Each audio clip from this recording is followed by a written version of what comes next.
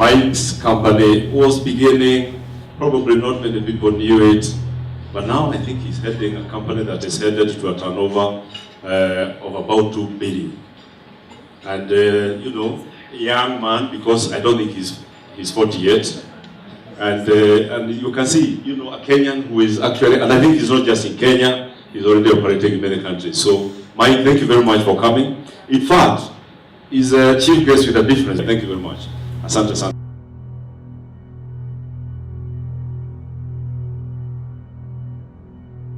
It's an honor to be here.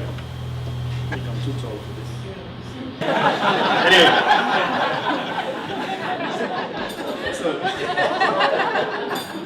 So thanks for honoring me to be here, and congratulations to everyone in the room. The award winners, organizers, you've done a great job. The Business Daily, yet again, distinguished guests.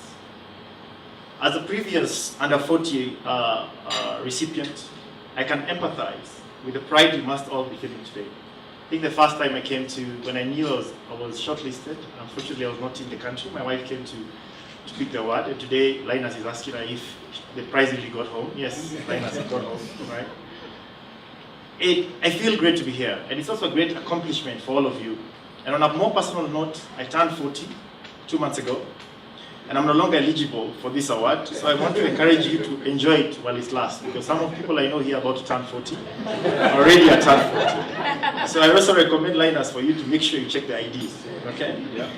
So today we stand together as entrepreneurs, change agents, visionaries, mavericks, CEOs, artists, as Kenyans, and as temporary guests of God's earth. Some of you are today athletes, some of you today are managers, and we stand together witnessing unprecedented change across our nation. But just as anything temporary, there is always opportunity to create lasting and permanent change. To make a change, however, I believe to the core of my being that we must know who we are. So who am I?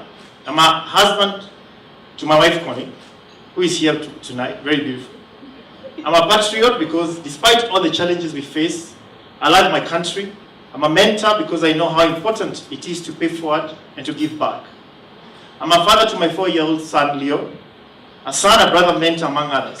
I'm a happy soul because despite those challenges, despite all occasional noise, I am endlessly optimistic. I'm an out-and-out entrepreneur.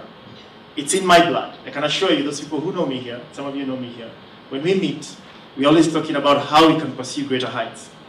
I'm also a young global leader and a founding curator of the Kenya chapter of the World Economic Forum, a network of exceptional talents committed to making a difference to their societies. The reason I'm telling you who I am is because sometimes in our darkest moments, we need to know who we are. We need to know who we are when the lights go off. We need to know who we are when no one is watching. When I started out 76 Technologies some 15 years ago, just like the crazy guy in the video I'm about to show you, some people looked at me and thought, oh, this guy is crazy, this guy is too young, he's too immature, but sometimes you have to be the lone nut on the dance floor. But as you're going to learn in this 3-minute video, it is that lone nut who creates a movement that inspires many and makes a difference. So I'm going to show you a video, short video, 3 minutes, that shows you how you can convert, how you can be the lone nut on the dance floor, and how you being a lone nut can almost transform and make a movement. And most of you, I feel, are the lone nuts, right? Where sometimes you've been the only guy on the dance floor, and you're trying to figure out who else is going to join me. It could be your first customer, it could be your first investor, it could be your first bank manager who looks at you and says, I think I can do this. It could be your first supporter, it could be your wife who supported you, or your husband, okay? But moving on, and as we said, as Derek Sivers said, once a lone nut himself, who helped to change the way music was brought and sold to the web, the real differentiator is the fast follower, not the leader at all. As an entrepreneur, we all need followers. As an out-and-out entrepreneur myself, I have lots of followers who I owe great debt of gratitude to. One of them was my late chairman, Mr. James Gashui, who of course, without whom, my first follower, who was actually my first follower on the dance floor. I met him on a plane, and we just chatted, and he told me, Mike, I think I love your vision. I think I'll support you. 2 years later, so 2 years when I started my business, and I thought, who is this guy really talking to me about supporting me? And I said, okay, let's do something. And eventually, I remember on a Sunday, he would wake me out of, I was young, I was probably 27, he would wake me up on a Sunday and tell me, Mike, get up, let's play golf. And I'd wonder, I had a Friday late night on Saturday night, and I have to be playing golf at 9 o'clock. They'll tell me, did you go to church at 7? I'd say, oh, I think so, I'm not sure if I went, but really, I'm going to be at the golf course. But at the same time, he really helped shape the way I think, and most of us need mentors. And as you turn to you're now trying to 40 or in that area, mentors are critical. And once other people joined me, my investors joined me, my employees joined me, customers, the community, and together on the dance floor, we are changing lives and transforming communities. Your rarely ever moment in Africa is now. I think Africa is at the tipping point. We need to be able to see that we are at the right time at the right place. You should feel privileged to be living in a very special moment because Kenya is also changing. You can be the change agents at the center of change. Many of you already are, and as you have been recognized here today, but you will know yourself this is a reality just the beginning of your journey. Today you see healthcare transforming. We are in a major project with a company called General Electric, transforming healthcare in Kenya. We're going to transform 100 hospitals in Kenya where in the next 1 year you'll be able to go to 100 public hospitals and be able to do cancer diagnostics, ultrasounds, MRIs across the country. That is something you'd never thought about in a public hospital, right?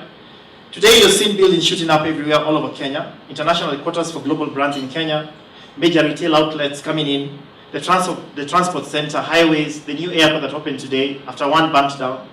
But above all, what I want you to know is that it's people that are central to this change. It is people in this room and many more just like you who can spot a problem or a challenge and turn it into an opportunity. Opportunity is missed by most people because it's dressed in overalls and looks like hard work.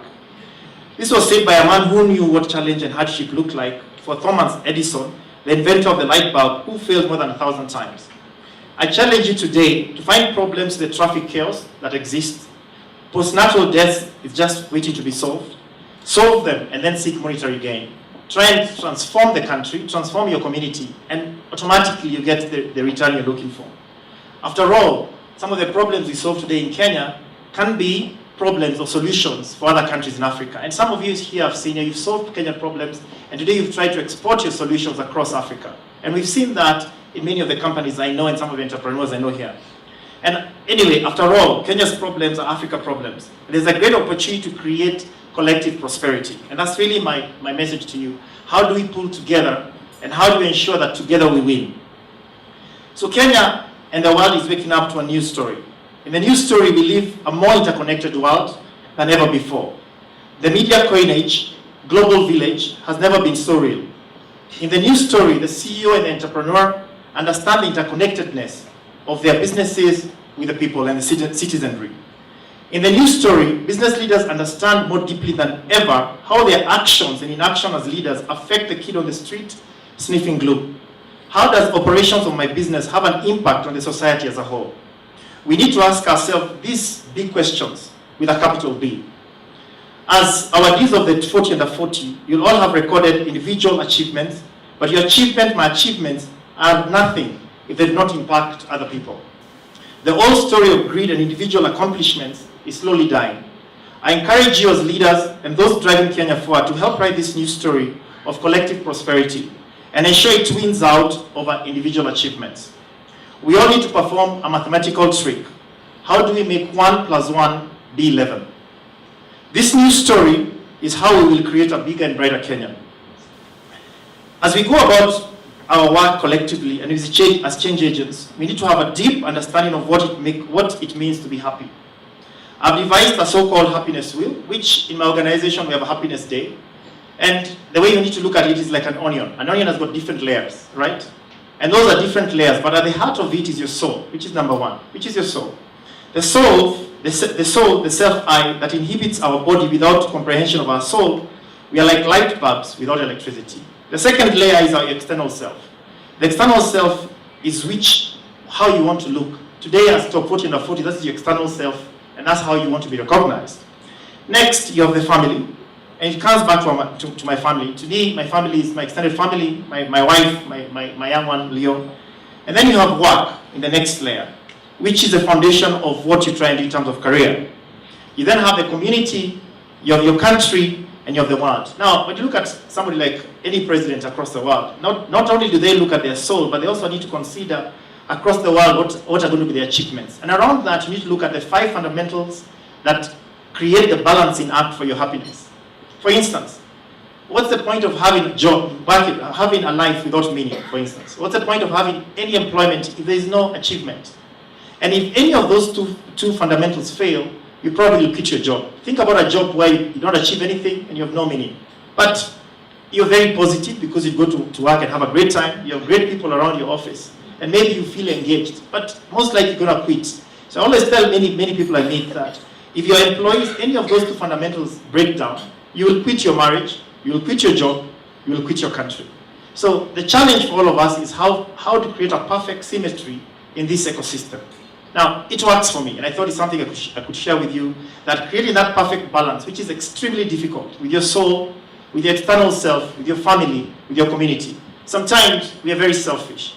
You say, I only care about my family, myself, and your soul, and maybe your work, right? But then, when you leave your gate in the morning and you see your neighbor's child swinging, and you say, it's not my child, it's okay. What happens? You get called 2 hours later, and it's your son who is in hospital because they were swinging on the same gate, okay? And they fell over, and they hurt themselves. But if you're taking time to stop and tell the child, your neighbor's child, stop, you're gonna get hurt, right? Most likely you'd have saved yourself. So we're in a society where we need to look at collectively how to create change. And at the same time, who are you when the lights go out? How do you ensure you get your true north? If we are to be the change agents we can be, then we must know our core virtues. If you can trust yourself when all men doubt you, as the late English poet Kipling once wrote, sometimes in life, however how much we complain, what holds us back is not our external world around us, but ourselves. If you talk with crowds and keep your virtue, or walk with kings and not lose common touch, that is what you need to live as a life. And those are the challenges we live as you become recognized and as you become successful as you go along. You need to find out what are your true virtues. However far you and your business travel stay grounded, you need to stay grounded and you need to live true to your true north. And I always advise everybody, invest time in getting to know yourself. It may be the greatest investment you ever make. And you never stop knowing yourself. When I think about standing out from a crowd, I recall Apple's 2007 Think Different campaign, which I resonate with. The initiative that changed perceptions, created an unstoppable movement, and ultimately saved a business. Some of us, for want of a better word, are a little bit crazy. There are people in this room who are changing the world around them, and you're the change agents. But you may also be you may also be 5 cans short of a 6-pack that makes you different. Like Steve Jobs and Apple. You believe you can change the world. Ask yourself, what makes you different?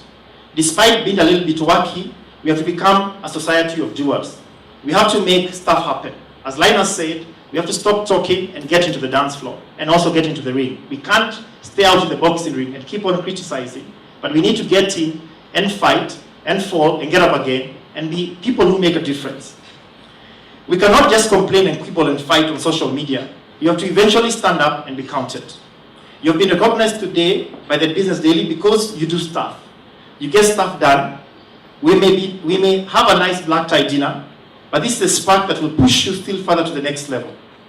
As my wife Connie always says, from time to time, I can get a little bit crazy. I remind myself of it every day as I frame the words and hang them in my wall, but I must know, I must do, I must act. Sometimes the quote of famous Apple advertising campaign, because the people who are crazy enough to think they can change the world are the ones who do. And today I question myself every morning, what am I doing in terms of transforming this country? And our fundamental as a company has been, we will make a difference in the bottom of the pyramid, in the areas of healthcare, in the areas of security, in the areas of public services, in the area of social services. And that is how we've engineered our business to make a difference as we go along. Nobody wants to be that lone nut, as you saw earlier, on the dance floor. The new story I spoke about is being written in Kenya. It's written in Kenya. And ultimately, you should not envy. You should try and emulate. Don't be jealous. Be inspired. What is possible for anyone is possible for you. Linus, even when you look at James Mwangi, it's possible for you, right? Collectively, we can make it happen. We can be the storytellers in Kenya and also have the new story. And finally, I want to leave you with another video that just like the one point, this is a very interesting video I saw some time back. It's a video I sent Linus 6 months ago when I watched it. I told Linus, you need to run this campaign. And today Mr. Chain is here. You've done many things. You've done different initiatives. You've got Seeds of Gold. You've got top 100 companies. And this initiative, when I watched this video, it really inspired me. And it was done in India 10 years ago. And it has really transformed, in one way, how India's transformed as a country. And I think Kenya is at the same tipping point, right? And I think you could play a critical role of transforming this country using media positively.